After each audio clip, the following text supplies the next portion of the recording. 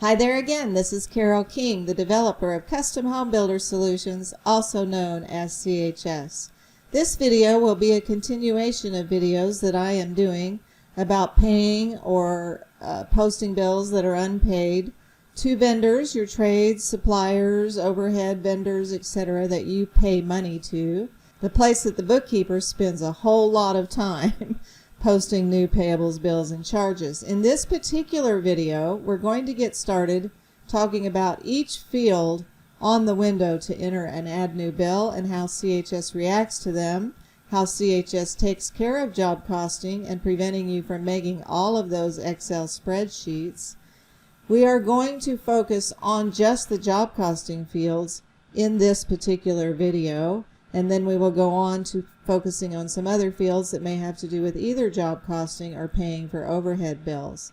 So let's go to the post new payables, bills, and charges from scratch. The window I've shown you before, where you're selecting a vendor and where based on what vendor you select, like ABC Foundation, you might have written yourself some notes about some various things that you need from them or things you need to remind yourself to do, or maybe City of Austin office where you wrote yourself some notes, and I showed all of that in previous videos where you're giving yourself some instructions or some reminders about the vendor. I also went over quite a bit of stuff about setting up the vendor and getting various alerts about insurance expirations, discounts, that kind of thing in previous videos. I did that in more detail. In this video we will be focusing on the fields and especially the job related fields. I'd like to show you real quick and then I'm going to open help. If I open create a job related bill, you're going to see the job is active here for you to select a job, and we will talk about various things that happen when you select a job, and that the field for cost code is open right here for you to select a cost code for doing a job costing bill, and that the field for a markup percent for cost plus markup type of jobs, and I will be getting into that in this video about this field, about the cost code field, the cost type field, the job, and the department, and then we will come back in the next video and talk more about the general ledger number that you're using to post, the dates due, etc., and things and rules in other fields. And I'm going to take a quick look at posting a quick bill that is not for job cost, just to make a point. Notice that you cannot select a job, you cannot select a cost code, you cannot change the markup percent, because this window is not for posting job costs. This window is used for posting overhead bills, so you can do it much quicker, and based on the defaults I set up for City of Austin, a lot of things dropped in. You can post that overhead bill real quickly. CHS does not take the time to start looking at things about jobs or vendor expirations. As it says here, alerts for general liability or workers' comp expirations will only be available on the window to create job-related bills. You can use this button and leave the generic H job in and post an overhead bill if you want to, and if you're wanting the alerts about the vendor to pop up. But I could use this very same window to post an overhead bill. You'll see the H job, and that's our generic house job, means it's not a job actually, and a zero cost code, by the way, means it is not a job cost. So what I'd like to do real quickly is go to the home main menu, and I'd like to go to vendors setup, and I'd like to go to vendors list. And I'm going to take a look at the setup for our big buck construction. And on the window to set up a vendor, there's a place to select defaults to drop in when entering bills or POs. In this case, I said GL account number 1430 because most of the time we are paying big buck construction for job costs, and we're putting that in a work in progress general ledger account number on our chart of accounts. And most of the time we're paying for something that vendor is working on in a custom homes department. And most of the time, the most commonly used cost code for this vendor is for slab contract, because that's what they do, is slabs. So if you select this as a default, that's what will drop in at first when you select the vendor, but you can then on the payables window select a different cost code. Also a default description that might drop in to help you with part of the typing of the description about the bill. Some other things that will drop on the screen will be 1099, but we're going to be getting to that field after a little bit. Also, we have set this vendor up to be due in 10 days after the date of the bill just because, so we can do some demonstrations.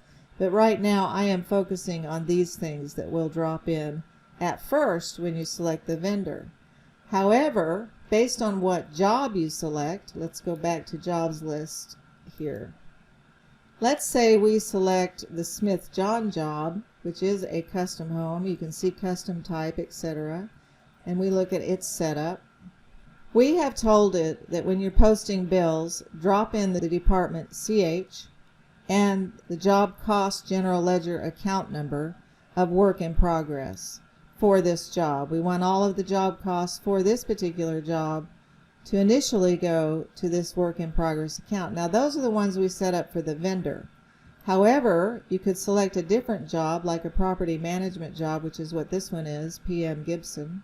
And if I'm over there, I've selected Big Buck and 1430 dropped in and OH. As soon as I select this job, it's going to change the department to PM for property management.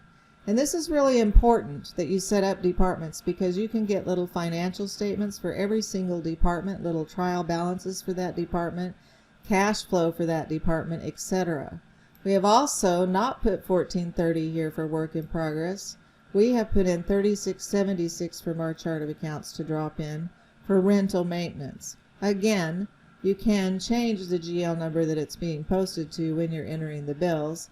And there's a question mark button about what these fields mean, which I just talked about.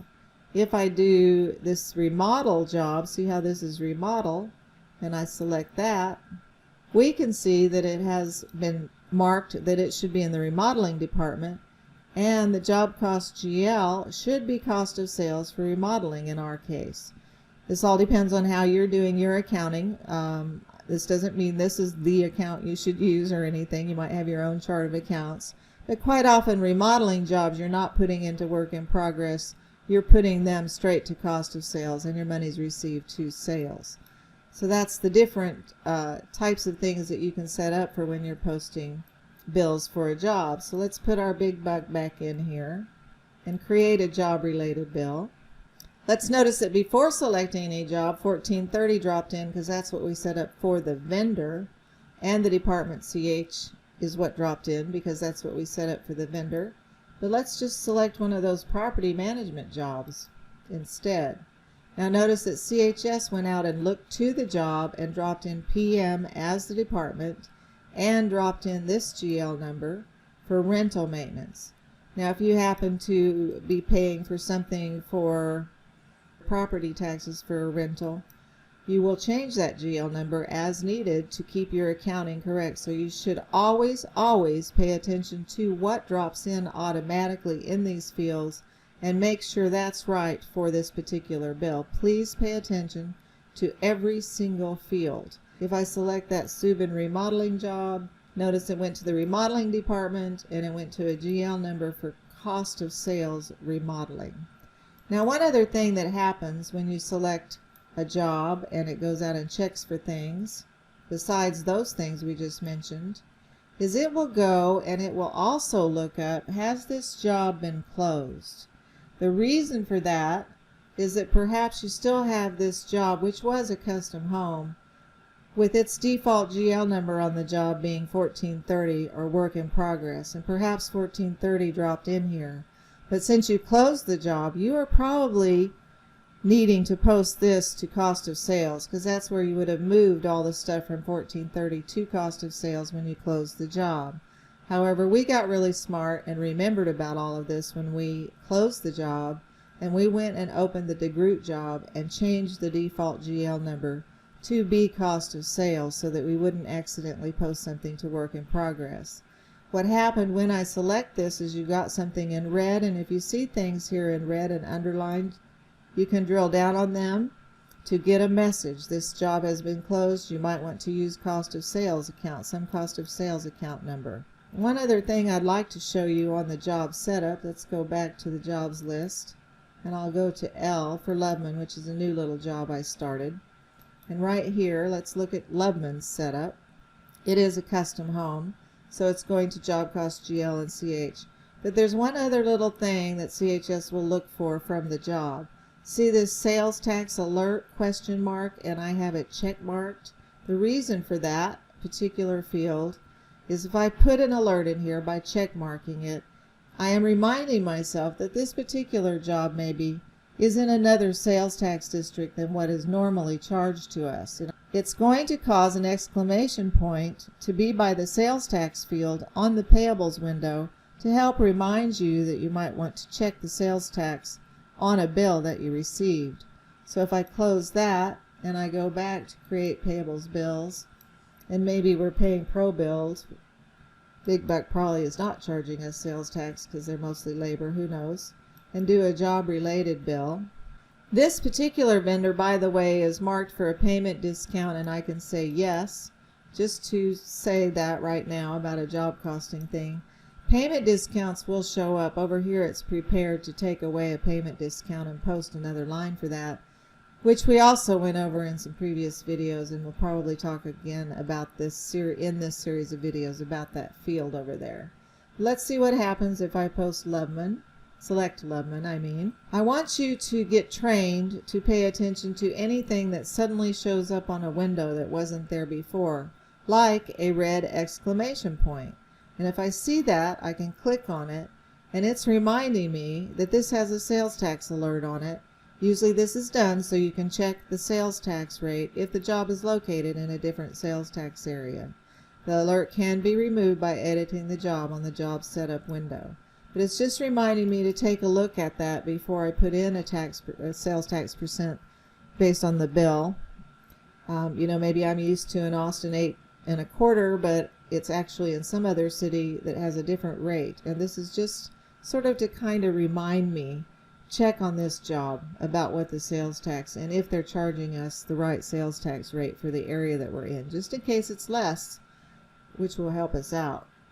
Now before I shut this window where I opened ProBuild that asked if we wanted to take a discount deduction, and these fields opened up over here, what I'd like you to notice is that a GL number dropped in to match the GL number that was found after we selected Loveman. That's because CHS can only do some assuming about what GL number you might want to post the payment discount to, since it will post a separate record for this. But you need to pay attention to the payment discount GL number here in case you'd like it to be posted to another GL. Now notice if I select one of those property management jobs I talked about a minute ago, and I talked about how after you select the job, it will go look for a job cost GL that you want to post things for this job to, 3676. And I'd like you to notice that the payment discount also changed to that when I selected the job. So you need to keep paying attention to this, whether or not you want the payment discount posted to that. Now what happens if I go ahead and manually select earned discounts maybe, which is a common GL account that will show up on your income statement for posting earned discounts from vendors. If I go ahead and select the remodeling job that we looked at, it changed the GL number here to go to the cost of sales for remodeling, but it did not change the payment discount because I manually put in a different GL number than had been there before I made this change. So it's going to kind of hold on to this when you change the job code. If I manually did select a different GL number, CHS is kind of knowing, oh, that's the one they want, so it will leave it there. What it's doing is checking before I change a job to see if these two match. If they match, it's going to change it to match again. So if I go to one of our regular jobs, Loveman, it still didn't change it because it found that these did not match before I made that change. Just wanted to point that out. We'll come back to the payment discount a little bit more in probably a following video or so. Now one other thing that I'd like you to know about is if you have used CHS for a number of years and you've gotten so many records in, you decide to use the feature for purging your accounting records and bringing them forward to a certain date that you select and getting balance forwards in for that. That's a whole other area. But you may decide to do that to move a bunch of records out of accounting, which CHS handles for you. But what it does when it does that function is any job revenues and job costs will be put into something called a historical table out there. And if you select a job here and CHS finds that there's any records sitting out in that historical table, job cost records, meaning that they're not in your real accounting table anymore, there will, over here under the quantity unit, be something show up that says in historical that you can click on, and it will explain that you can go to the historical table and select a job and move all those records back into the real accounting table as prior period entries that will show up on job cost reports. Please call us if you'd like to discuss that anymore, but it will give an explanation. I don't have any in historical, so I'm not able to make that just show up, but I just wanted to tell you about that part. What I'd like to do now is go ahead and open our help document that is here, and I am basically working on the Part 1 section, and if I click to open the help document, which is a little document icon there, and I open this particular one, we have actually in the previous videos gone over the first few pages of this help document, so I'm going to very quickly move to page 10, because page 10 is where it starts talking about every single field on the accounts payable window and trying to tell you everything about each field and what will happen when you select it. But the first thing it says is several of the fields on the payables records will have little down arrows that indicate there is a drop-down selection for the field. You can start typing your selections into a drop-down field, and the drop-down list will narrow down to matching things to select from. The down arrow key on your keyboard can be used to move to the list, and then you would select your enter key. Let me just demonstrate what it's trying to talk about here. I'm going to jump back to the window that we're open, and I'll close this help that I popped up, and my help document is still in my taskbar, so I can go back to it. But notice when I start typing, say, Ferguson, it starts narrowing down right away. If I start typing Vista View here, I can use the down arrow key on my keyboard to go down and start looking at different ones, and then just click enter for it to select that one. Or I can just select one with my mouse based on how it's filled in. Just wanted to point that out. That's what it's trying to say. I'm going to jump back to my help document. So we went over the first field it was talking about was the job field, and we did go over how the associated department will drop in, GL numbers will, how to do a sales tax alert about that job, and I also talked about when a job is closed, when I selected that DeGroot job, how you'll get that message and you can drill down on it. And I also talked about if things show up saying something's in a historical table, it'll say historical table, not in historical like I said. And you can click that and it will give you a report of all the records that are in the historical table for that job and let you know about how to go move those out of the historical table and back into the real accounting table. We also talked about the department field. The department field will probably already be filled in based on what the job was selected, so you could just tab through it. When the window first opens, the program will drop in the department associated with the vendor like I talked about, but as soon as you select a job, it's going to change the department to match the job. Departments are set up by you, and you can see other help about setting up departments. Now I'm going to move on to the cost code field, which is the field you use to mark the record that it is an actual job cost or not. If CHS finds that a default cost code was entered for the vendor on the vendor setup window, that quote default cost code will already be in the field. Or if a purchase order was selected, the cost code associated with the PO will be in the field, so you can probably just tab through it. But if you need to change it to another cost code, you use the drop down and select a different cost code. Now if you've selected a PO, it will be locked. The cost code will be locked because the purchase order and the cost code for an actual cost must match. Or select another one if you haven't done a PO. By putting a cost code in the cost code field other than 0, you are marking it as a quote job cost that will show up on draw requests for the customers, other places, actual job cost database, etc.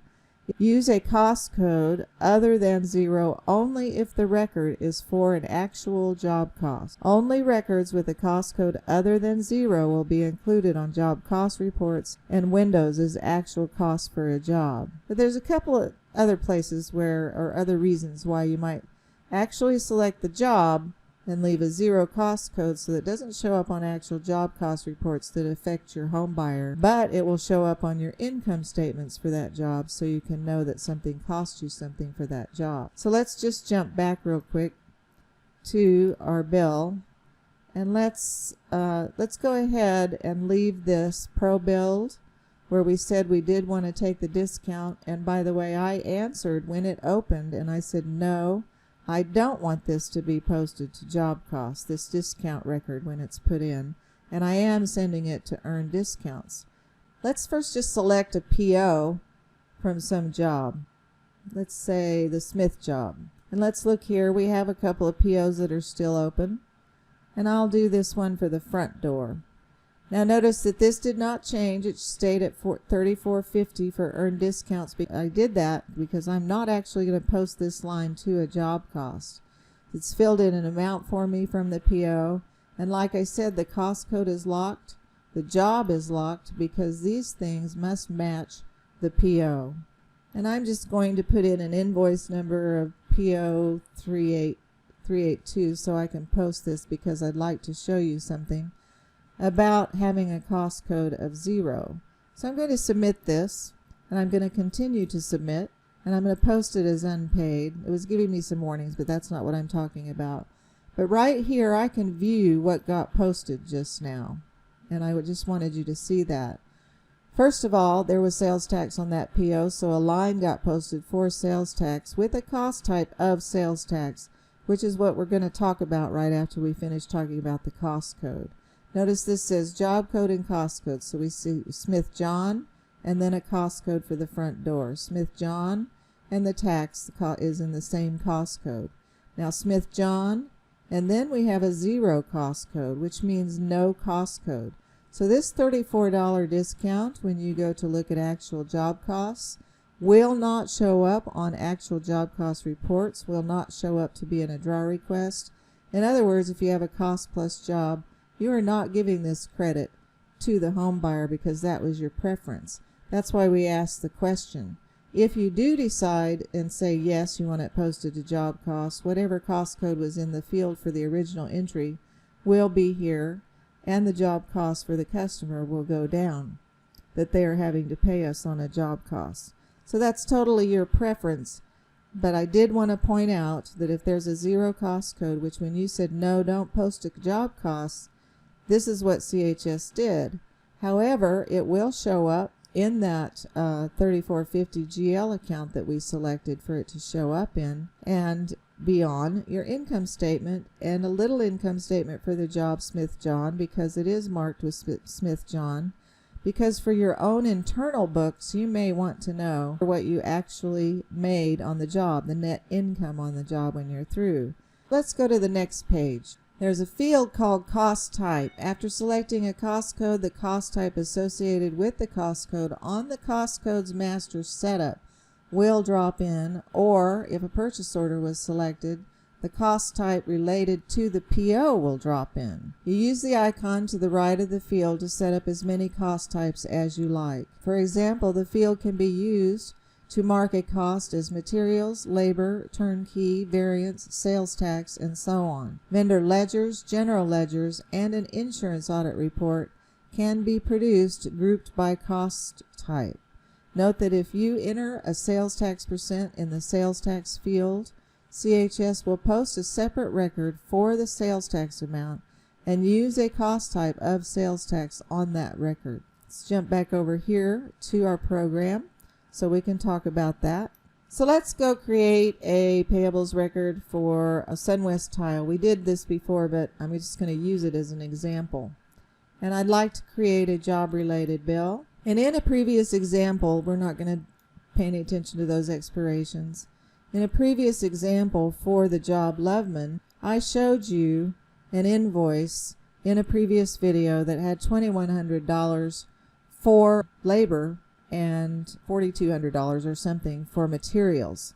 And I showed you how you could make two lines. What is this cost code for? This would be just for materials. So you might want to change this to materials. The reason for that is because on the general liability audit report, you can get a report broken down by the cost type, to show the vendor total cost. Total for materials is this much that we paid during the policy period. Total for labor is this much. If you do turnkey, they're going to estimate for you how much might be for labor, and they do a little more charging for the labor from what I understand for general liability. So you want to get as much marked with materials as you can if it is materials, and if you have one invoice that has some labor and materials, you could copy it and put a different amount. Maybe, I don't know, there's a little labor for those fiberglass. Who knows? Let's do 300 for materials, 100 for labor, whatever that is. And I changed this to labor. You would have wanted to put your invoice number in a description before you used the copy icon, but I'm just demonstrating. Get these two, get your materials and labor separated as best you can. That is really important. If they don't have insurance, if it's a subcontractor that doesn't have insurance, you really do want to get those split, because if they're going to charge you for that insurance, it makes a big difference in what they do with labor and materials in your insurance audit. You can add a new cost type if you need to on the fly, or look at all of these and see them, or edit them just a little bit. There's some that are dimmed out, like sales tax, labor, and materials, because we want to leave those there and not have you change them, but sales tax is very important. What happens with the sales tax is that you can go produce reports for that home buyer that says how much sales tax has been paid on this. In your vendor transactions ledgers, you can search for just the records that have a cost type of sales tax, so that you will only get back the records that are the line that was posted for sales tax, and you can give a good report to your home buyer for that. So I wanted to point out the importance of also paying attention to what the cost type is that dropped in. And again, the initial one that will drop in here will be one that you attached to this cost code when you set it up. So it's showing you here, this little magnifying glass is something that you can click about the cost code to see what it's for, what its name is, what cost type was assigned to it for whatever reason. And if when somebody set up this cost code or goes to the cost code master and types some notes to help you out about what fiberglass shower pans are, for whatever reason they want to tell you that's all materials or that's all something. The other thing I'd like to show you that's going on here is this markup percent. Why it's here is most especially for jobs that are cost plus markup jobs, because CHS produces draw requests for cost plus markup types of jobs, and when it prepares the draw request, it's going to mark up the costs based on what's here, and on the draw request will be a marked up amount. So it drops in. First thing it does, it looks to the job that you select and looks to the cost code that you select and puts a markup percent on this. Now if this happens to be a PO that is a change order PO, which I showed in a previous video in this series, it's going to have a little exclamation point saying this is a change order, and you might want to check the markup percent. But if it had a PO with it that was a change order PO, it would supply the markup percent, because what you need to do is look at the change order, the estimated cost you did, and the price, and calculate. And you can do some drilling down on the ECC all and see some reports of that to help you figure out what that might be. Let's see if we've done any change orders. Let's go way down here. We do see, let's say we're posting a bill for the swimming pool, and we get alerted, that there is a change order attached, and it's showing right over here resulting markup is 32%. That's cost code 6370. Let's go ahead and close this just to demonstrate something, and let's play like Big Buck is doing a swimming pool for us. And let's do 6370, I believe it was, swimming pool. And let's do that for that Loveman job first of all. Now notice it just put 25% in. Let's put in $25,000 here. I'd like to demonstrate how CHS tries to tell you about there being a change order on here. If change orders were found that are associated with the job, there will be an exclamation point. So let's pause and let's take a look at this exclamation point right here. And it says this is either attached to a PO or change orders were found for the job and cost code selected.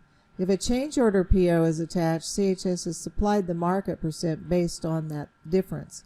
I drill down again on that ECC. Because I got this alert, I would see that the markup percent actually on that change order was 33 or 32 or something. So that's how you can take care of making sure that when you do that cost plus markup draw request, because actually change orders, because it is that the customer is going to pay all costs that you incur at a marked up amount. Change orders are sort of a moot point, but you might have created a change order to show them. You might have marked it up differently. That's your agreement. So when you do a draw request, you do want it to be marked up 33% to match what they are expecting for that swimming pool based on that change order that you issued. I hope that makes some sense. Now I'd like to show you, let's just take a look. And we do have a PO, so let's close this for just a second. Do a job related PO again. I'm showing you how important that purchase order is. If when you created the change order you created a PO for big buck. So let's do Loveman for one thing. We only have to do everything one time when we have a PO. It was 32%, I can tell. I was forgetting a second ago, but when we drilled down we saw it was 32% for that change order. CHS has gone and seen what the fee was on the change order and supplied that as the markup percent attached to this. So you can see how valuable it is to have a change order PO issued so that you don't have to do a lot of thinking about all the stuff I was just talking about, looking up and trying to figure out the markup percent. So you could, everything's filled in, Loveman, you need an invoice number and amount, and you could go ahead and submit that. Let's set the PO to none. Okay, we still have Loveman here. Let's play like we're just doing a framing package, whatever. Notice how it went and looked to the job and to the cost code, the budget for the job, to get a markup percent based on what the budget has on it, the budget worksheet, and supplied that. And again, if for some reason this is for a change order, when you submit it, it will find that there are some change orders issued for this cost code and try to tell you you might want to drill down on the change orders and change the markup percent here before you do a draw request. So those are the fields that I wanted to go over in this video that have to do with jobs, job costing, etc. There is the job field, the department field that goes with the job, the cost codes that are causing things to show up on job cost reports and draw requests, and etc., etc. We didn't talk that much about these fields right here, but we jumped over to the markup percent field. And again, if you select a PO, you're going to all of a sudden notice that you can't select the job, you can't select the cost code. Those are locked because they must match the PO that you are attaching this cost to. You can change the markup percent if for some reason you need to do that. But these fields right here will be locked because we want to keep those two fields matching. If later you realize that you must change the cost code, there are videos about first detach the PO from the cost, change the cost code on the PO, and then match them back up. So we will go on to invoice date, invoice number, description, 1099s, things about the amounts, and perhaps some tax in our next video to be sure that we get all of the fields covered for you so you know everything that can happen when you do this. And pay attention, CHS is very active about taking care of your job costs and your jobs right from this window so that you don't have to make all those Excel spreadsheets. Thank you for watching.